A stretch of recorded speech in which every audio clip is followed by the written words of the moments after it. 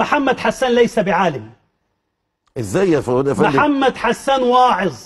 لا يعني ليس بعالم، هؤلاء ليسوا بعلماء، هؤلاء وعاظ، حافظوا القرآن الكريم، حافظوا بدعة أحاديث، راحوا إلى بلد ما، حضروا كم درس هناك في توحيد الربوبية والألوهية والأسماء والصفات والكلام ده، وجم هنا ركبوا المنابر. العالم الذي درس علوم الأزهر، علوم النحو وعلوم الصرف وعلم البيان وعلم المعاني وعلم البديع والتصورات والتصديقات وعلم الوضع وعلم المقولات وفلسفة اللغة وأصول الفقه وضوابط الفقه وقواعد الفقه ومقاصد الشريعة والنظريات الفقهية وعلوم القرآن وأصول التفسير وعلوم الحديث وأصول الحديث ثم الحديث ثم التفسير، بعدين يجي يتكلم. الله أكبر، الله أكبر، الله أكبر. يعني والله الذي لا إله غيره اقشعر جلدي وأنت تتحدث. يعني هذا فتح سيدنا، والله الله أكبر يا جماعة. تخيل حضرتك بعد هذا جميعه ويأتي أحد الأفسال أو أحد أو بعض النابتة ويقول الأزهريون جهلاء أو الأزهريون ينقصهم العلم أو الأزهريون، والله لا بارك الله فيهم. بس هو بيقول الأحاديث بإسنادها الصحيح هذا لا يكفي يا سيدي. كل من حفظ الأحاديث يمكن أن يقول. لذلك أنا أقول لك هو واعظ. هو واعظ يعني رجل يصعد المنبر يستطيع أن يعظ الناس. العلم شيء والوعظ شيء، ويوم أن خلط الناس بين العلم وبين الوعظ ضاع الشباب وفقدنا الوعي. أسألك سؤال محرج شوي. لو جاءك شيخ محمد حسان وقال لك أنا عاوز أدرس على يديك، هل توافق على ذلك؟ نعم موافق. يعني هذا ليس لديك فيه أي مانع؟ ليس لدي أي، أنا أدرس دروس عامة، كل عايز يحضر يجي يتفضل يجي يحضر. نعم. بل أيها المتعالمون يا من تدعون العلم وتنفون العلم عن غيركم بدعوى أنهم وعاظ، فلان واعظ، فلان جاهل، لمجرد أنه يعظ الناس موعظة بليغة مؤثرة منضبطة بالقرآن والسنة بفهم دقيق ووعي عميق لحال من يعظهم، يخرج المتعالمون ليقللوا من شأن الوعظ ومن خطر الموعظة. أود أن أقول لهم الوعظ شأنه عظيم وخطره جسيم، بل هو أمر رب العالمين لسيد المرسلين وأبلغ الواعظين المؤثرين، بل الوعظ من مهام الأنبياء والمرسلين.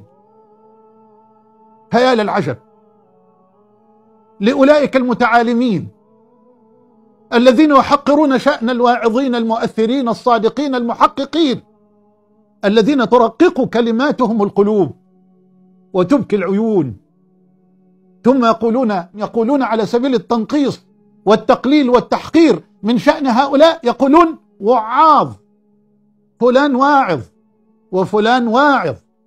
والوعظ من أشرف مقامات الدعوة إلى الله. أكرر، الوعظ من أشرف مقامات الدعوة إلى الله.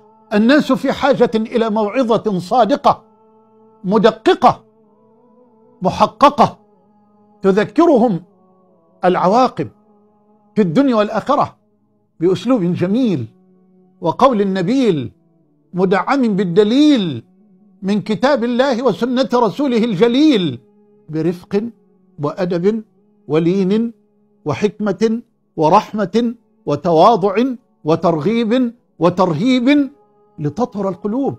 أن الله جل جلاله قد تولى الموعظة بنفسه. قال جل وعلا ادع إلى سبيل ربك بالحكمة والموعظة الحسنة. والموعظة الحسنة، الله يأمر نبيه أن يعظ الناس موعظة حسنة. ادع إلى سبيل ربك بالحكمة والموعظة الحسنة وجادلهم بالتي هي أحسن إن ربك هو أعلم بمن ضل عن سبيله وهو أعلم بالمهتدين. فكان سيد البلغاء، كان النبي عليه الصلاة والسلام سيد البلغاء وإمام الفصحاء. كانت مواعظه تأخذ بالقلوب والألباب، كانت مواعظه تقود النفوس إلى الاستقامة على أمر الملك القدوس، كانت مواعظه تخلصهم من نوازع الشر وموجبات الهلاك، وترقى بهم ورب الكعبة، وترقى بهم في مدارج الكمال والإيمان بل والإحسان، بعيدا بعيدا عن نوازع الهوى وعن خطوات الشيطان. وعظنا رسول الله صلى الله عليه وسلم موعظة بليغة رويدا رويدا. يا من تحقرون الخلق وتسفهون الناس وتزعمون أنكم أصبحتم العلماء فحسب دون غيركم، وكأنكم تقسمون رزق الله وفضل الله على خلقه وعلى عباده. وعظنا رسول الله صلى الله عليه وسلم موعظة بليغة وجلت منها القلوب، بليغة وجلت منها القلوب وذرفت منها العيون، فقلنا يا رسول الله كأنها موعظة مودع، فماذا تعهد إلينا؟ قال أوصيكم بتقوى الله والسمع والطاعة، فإنه من يعش منكم بعدي فسيرى اختلافا كثيرا، فعليكم بسنتي وسنة الخلفاء الراشدين المهديين من بعدي، تمسكوا بها وعضوا عليه بالنواجذ، وإياكم ومحدثات الأمور فإن كل محدثة بدعة وكل بدعة ضلالة. وكان صلى الله عليه وسلم يتعاهد أصحابه بالموعظة، كما في الصحيحين من حديث عبد الله بن مسعود رضي الله عنه قال: كان النبي صلى الله عليه وسلم يتخولنا بالموعظة في الأيام كراهة السآمة علينا.